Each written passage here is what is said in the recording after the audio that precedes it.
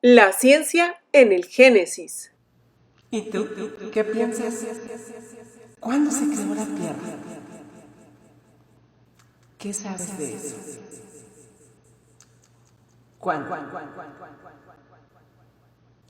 Según los científicos, ¿cuál era el estado de la Tierra al principio de su creación? ¿Lo sabes? Cuéntame. Bueno, ya, serios. Vamos a continuar con este estudio. ¿Cuándo se creó la Tierra? ¿Cuál era su estado? ¿Y qué fue primero?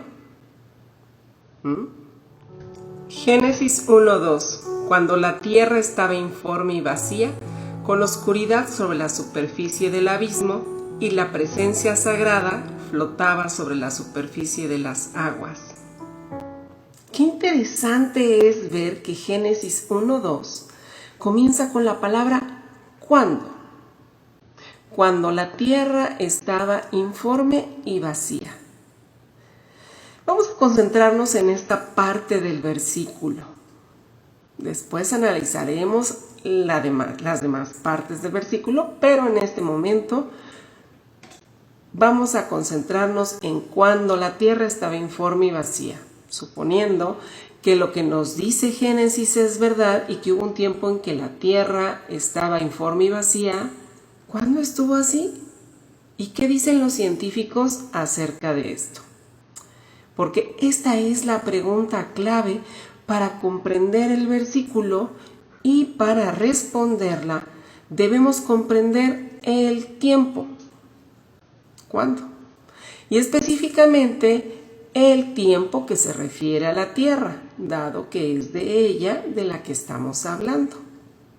Así que el tema a comprender es la definición científica del tiempo geológico de la Tierra.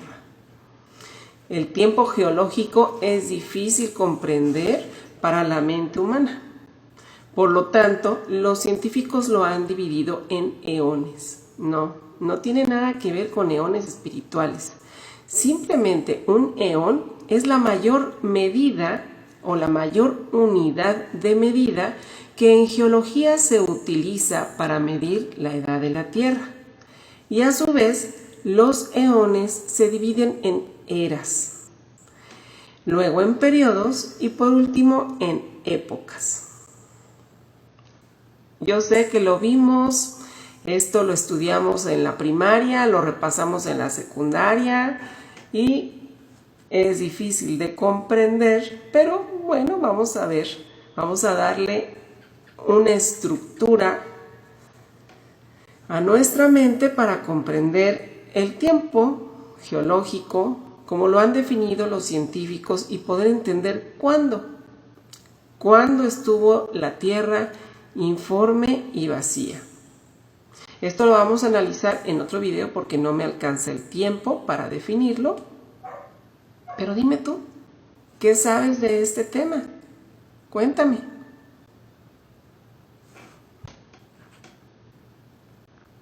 Te leo. Ok, antes de continuar, me gustaría recordarles que este es un estudio, la ciencia en el Génesis, y que para comprenderla, entender bien todos sus aspectos, hay que rebobinar, hay que suscribirse, darle likes, pero sobre todo hay que irse al principio de la publicación de mis videos y poder seguir la secuencia desde el principio para poder entender el estudio. Así que vamos a darle. Ok, para comprender lo que dice Génesis 2:1 tenemos que entender el tiempo geológico de la Tierra. Voy a tratar de hacerlo de la manera más sencilla, y esto es explicando la mayor unidad de medida del tiempo, que es los eones. Hay básicamente 3 eones: el arcaico, el proterozoico y el fanerozoico. El arcaico fue hace 3.800 millones de años hasta 2.500 millones de años, donde comienza el proterozoico, que fue hace 2.500 millones de años hasta hace 570 millones de años, que es cuando comienza el Fanerozoico, que comenzó hace 570 millones de años hasta la época actual, y realmente casi todo lo que hemos visto de abundancia de vida va a ocurrir en este eón, en el Fanerozoico. Bueno, antes de estos 3 eones hay un periódico que lo conocen como Jádico o como prearcaico. Este periodo nos explican los científicos que comenzó hace 4.700 millones de años, cuando la fuerza de atracción gravitacional o de gravedad hizo que polvo cósmico y gas se condensaran, y al hacerlo se formó la Tierra, la cual estaba informe y vacía. Esto último es precisamente lo que el Génesis nos está diciendo, dándonos la información exacta del estado físico de la Tierra al comienzo de su creación, informe y vacía. Por lo tanto, es al inicio del periodo prearcaico, hace 4.700 millones de años, cuando sucedió lo que dice Génesis 1 y 2. En el comienzo de la creación de Elohim, del cielo y la tierra, cuando la tierra estaba informe y vacía. Las dos informaciones son coincidentes. La tierra estaba informe y vacía, y la ciencia nos dice exactamente cuándo ocurrió esto, hace 4.700 millones de años. Continuamos. Deja tus comentarios. Continuamos con el estudio de Génesis 1:2. Qué interesante es cuando los científicos nos explican de cómo fue la creación de la Tierra y nos dicen que la fuerza de atracción gravitacional actuó. Y digo que es interesante porque el diccionario de la Real Academia Española nos explica que la palabra fuerza significa aplicación del poder. Por lo tanto, lo que nos están diciendo los científicos es que se aplicó el poder de la atracción gravitacional, haciendo que polvo cósmico y gas se condensaran. Esta es una imagen de polvo y gas cósmico. Los científicos nos explican que estos se condensaron gracias a la aplicación del poder de la atracción gravitacional, y al hacerlo se formó la Tierra, la cual estaba informe y vacía. ¡Wow! ¿Recuerda el verdadero significado de Elohim que hemos estudiado en videos atrás? Es interesante que nos digan entonces que se aplicó el poder, ya que Elohim es el poder de los poderes. Se aplicó el poder de la atracción gravitacional. ¿Qué se aplicó? Génesis 1:1 nos dijo que Elohim hizo la creación, o sea, el poder de los poderes. Y los científicos nos están diciendo que se aplicó un poder, el de la atracción gravitacional.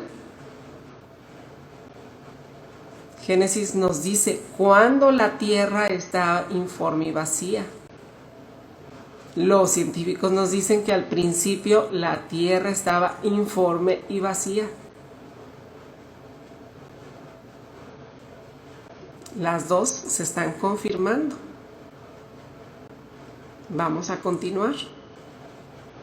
¿Qué opinas? Cuéntame. ¿Alguna vez has considerado que lo que nos explican los científicos de cómo fue la creación de la Tierra está escrito en el Génesis? ¿Lo crees o lo has leído? Buenas noches. Seguimos con nuestro estudio. Estamos en Génesis 1:2. Y continuamos. Aquí lo más importante es que lo que nos explican los científicos en la actualidad está escrito en el Antiguo Testamento, desde hace miles de años.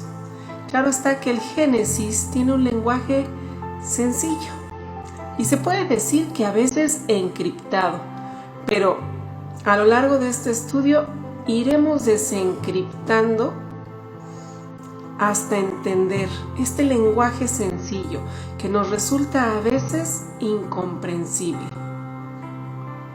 La razón del uso en el Génesis de este lenguaje sencillo y encriptado es simple de explicar, ya que el principal objetivo del Génesis no es decirnos cómo fue la creación, sino que fue Elohim el creador del cielo y de la tierra. Y el libro del Génesis cumple su función al dar testimonio de esto. Sin embargo, si analizamos versículo por versículo, vamos a comprobar que es exacta la información que nos da y que concuerda con lo que nos dicen los científicos. ¿Me acompañas? Vamos a desencriptar ese lenguaje sencillo, pero que es difícil de entender. Continuamos. Hemos visto hasta este momento en que los científicos nos dicen que la Tierra al principio de su creación estaba informe y vacía, y esta información la encontramos también en el Génesis. Todos hemos escuchado que la Torá, la Biblia, está inspirada por Dios, por Elohim. Aquí la pregunta al aire sería: si no fuera inspirada por el Padre Eterno, entonces, ¿cómo sabía el autor del Génesis el estado físico de la Tierra al comienzo de su formación? Esto ya había sido hace 4.700 millones de años atrás, y no hubo testigos humanos, y la tecnología con la cual contaba Moisés, a quien se le adjudica la autoría del libro del Génesis, no nos indica que pudiera saberlo ni deducirlo. Habrá quien diga que los antiguos sabían misteriosamente muchas más cosas y que la ciencia actual no ha podido dar una explicación satisfactoria, y sin duda es así. Pero continuamos con nuestro análisis y nos daremos cuenta de que existe en el Génesis un conocimiento mayor que el astronómico e ingenieril que el que podrían tener los antiguos.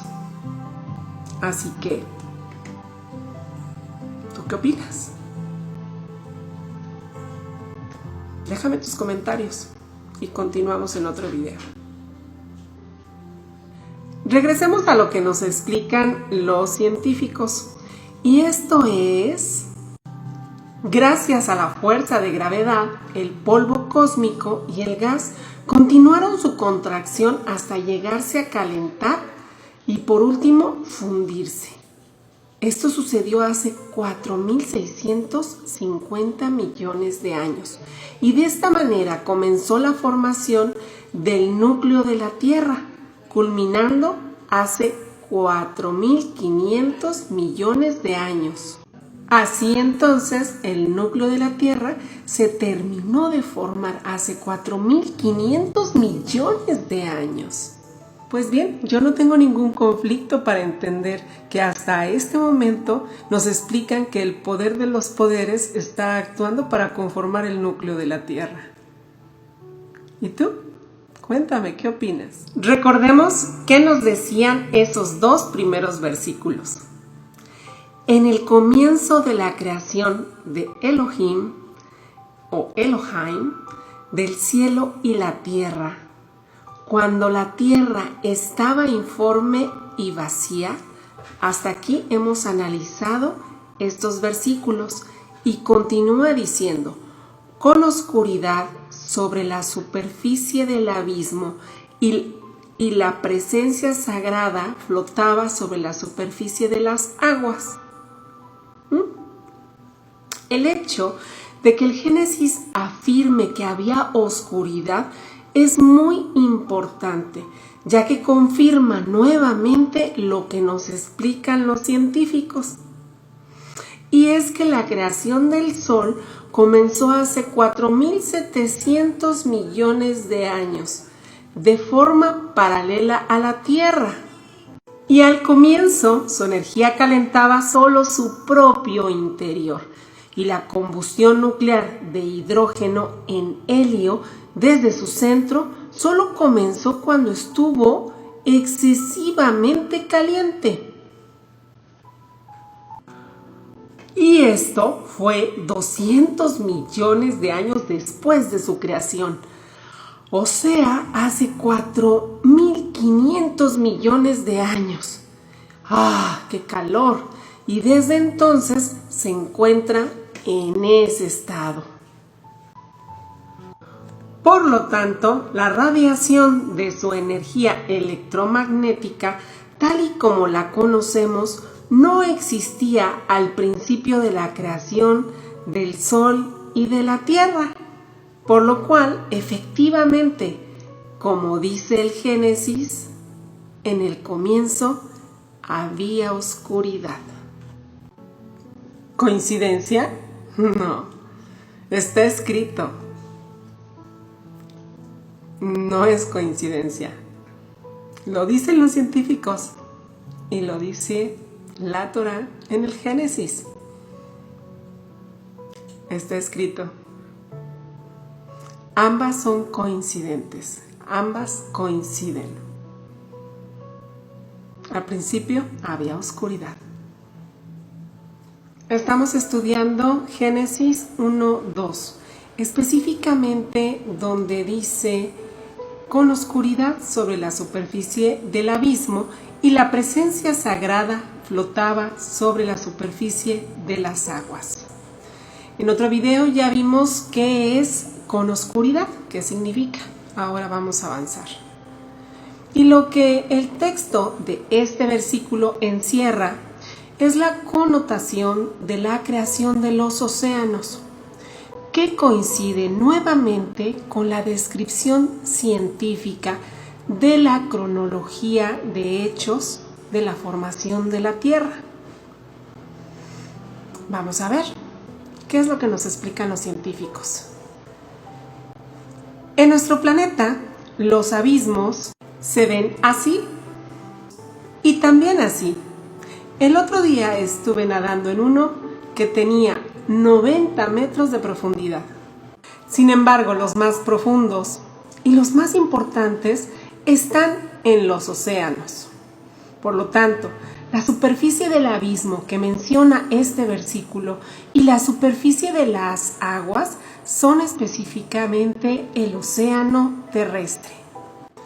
La ciencia nos explica que el agua ha estado siendo transportada a la Tierra por los meteoritos que caen en ella, y gracias al movimiento continuo y acomodo de los elementos para formar el núcleo terrestre por medio de las erupciones volcánicas, se provocaron la salida de vapores y gases volátiles, y nuevamente la fuerza de gravedad actuó, atrapando a estos vapores y gases.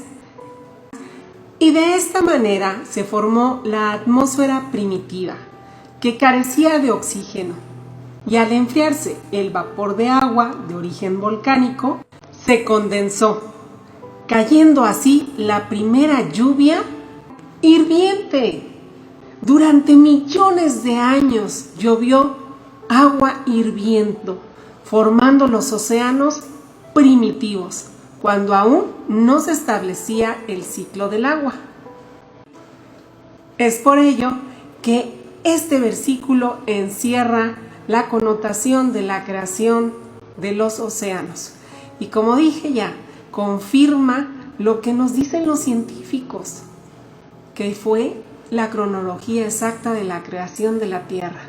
Nuevamente la ciencia confirma al Génesis. ¿O el Génesis confirma a la ciencia? ¿Tú qué opinas? Cuéntame. Bonita noche. Vamos a avanzar en nuestro estudio de la ciencia en el Génesis. Vamos a continuarlo.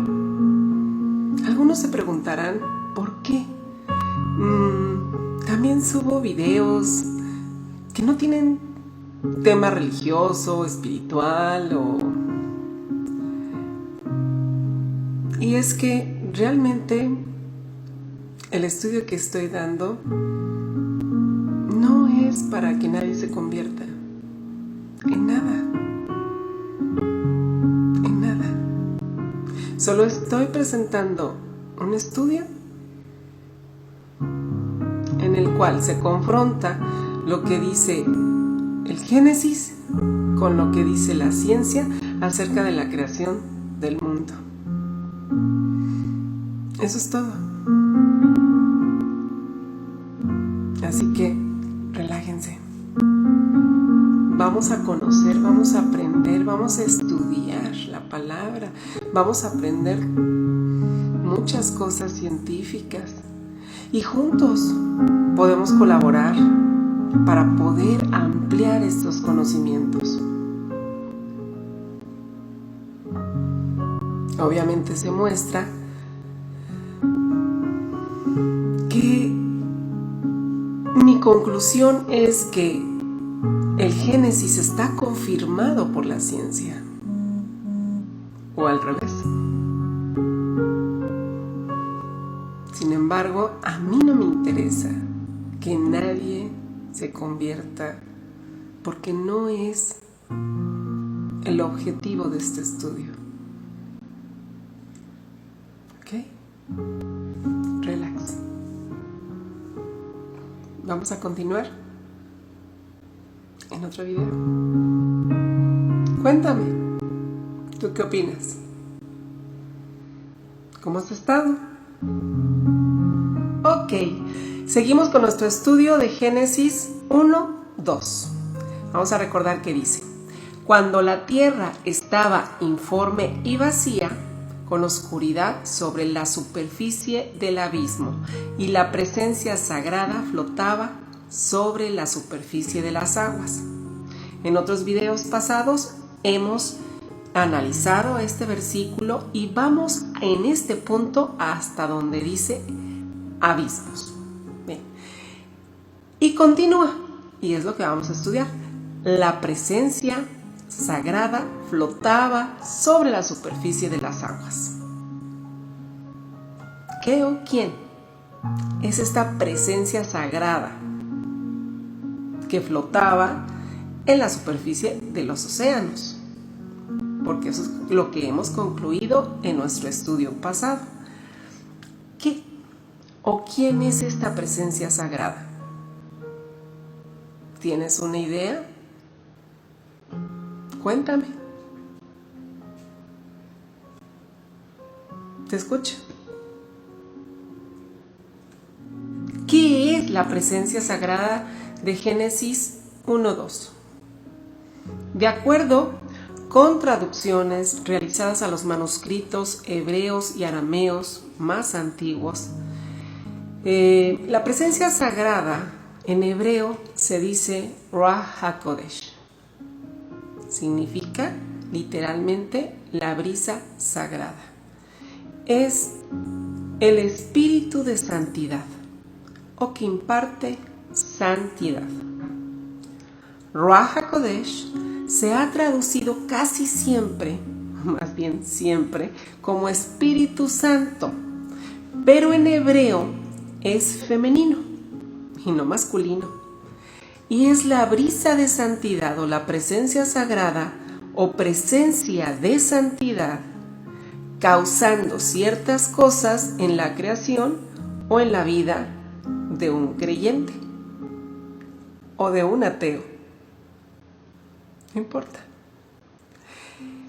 Literalmente, brisa, según el diccionario de la Real Academia, significa viento o aire en movimiento, por lo que podemos entender que la presencia sagrada tiene su manifestación en lo natural, en la forma de aire en movimiento, tal y como lo testimonian algunos versículos de la Biblia, como por ejemplo Hechos 2:2, dice: y de repente vino del cielo un estruendo como de un viento recio que soplaba, el cual llenó toda la casa donde estaban sentados, y se les aparecieron lenguas repartidas como de fuego, asentándose sobre cada uno de ellos, y fueron todos llenos del Espíritu Santo y comenzaron a hablar en otras lenguas según el Espíritu les daba que hablasen. Aquí hay un testimonio escrito en la Biblia acerca de que el Espíritu Santo tenía su manifestación en lo natural como aire, como viento en movimiento. Génesis 1:2. Estamos en el tema de Ruach HaKodesh, o presencia de santidad. En otros videos he mencionado los textos encontrados en Nahamadí, Egipto, en los cuales están plasmados los evangelios que fueron tratados de eliminar por Constantino, el emperador Constantino, para unificar la iglesia o crear la iglesia católica universal. En estos textos se habla de lo que les decía Yeshua HaMashiach a sus apóstoles, y que no le decía a toda la gente, porque incluso queda testimonio en los evangelios de la Biblia, en los evangelios autorizados por Constantino, en Lucas 8:9, Marcos 4:10 y Mateo 13:10, queda el testimonio de que sus apóstoles le decían: pero ¿por qué a ellos les hablas en parábolas y además no les dices ni les explicas lo que a nosotros sí nos dices? Y bien, Yeshua les contesta: por más que me escuchen, no entenderán; por más que miren, no verán, pues la mente de este pueblo está entorpecida. Tienen tapados los ojos y han cerrado sus ojos para no ver ni oír, para no entender ni volverse a mí, para que no los sane. ¡Wow! Así que dice: pero dichosos ustedes porque tienen ojos que ven y oídos que oyen. Les aseguro que muchos profetas y personas justas quisieron ver esto que ustedes ven y no lo vieron. Quisieron oír esto que ustedes oyen y no lo oyeron. Entonces, en estos escritos está lo que les decía. Y dentro de lo que les decía, dice que, o al menos se ha descrito, que la Ruach HaKodesh es la parte femenina del Padre Eterno y que es la inteligencia. Y es en sí su primera creación. La describen como un eón. En este caso sí es un eón espiritual, en el sentido de que es algo tan grande como el tiempo geológico que no se alcanza a describir qué es, ya que no es un ser. Es decir, es algo muy muy grande. ¿Y tú? Cuéntame, ¿qué edad tenías cuando te enteraste que el Espíritu Santo es femenino? Platícame.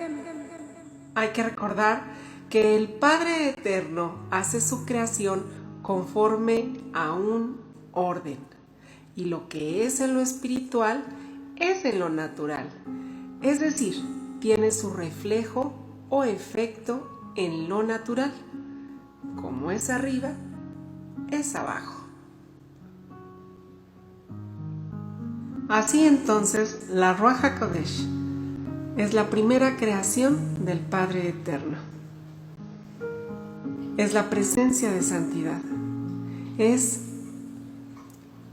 femenina. Y conjuntamente con ella creó al primogénito.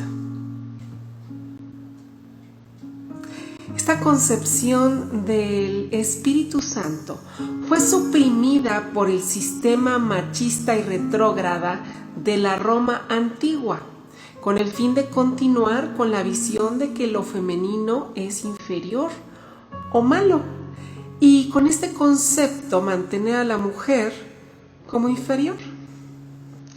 En la Roma de Constantino, primer emperador cristiano, las mujeres no tenían derecho ni a un nombre propio. Por ello, si el padre se llamaba Julio, sus hijas se llamarían Julia, la que sigue Julieta, la que sigue Juliana, dependiendo del número que ocuparan en la lista de nacimiento.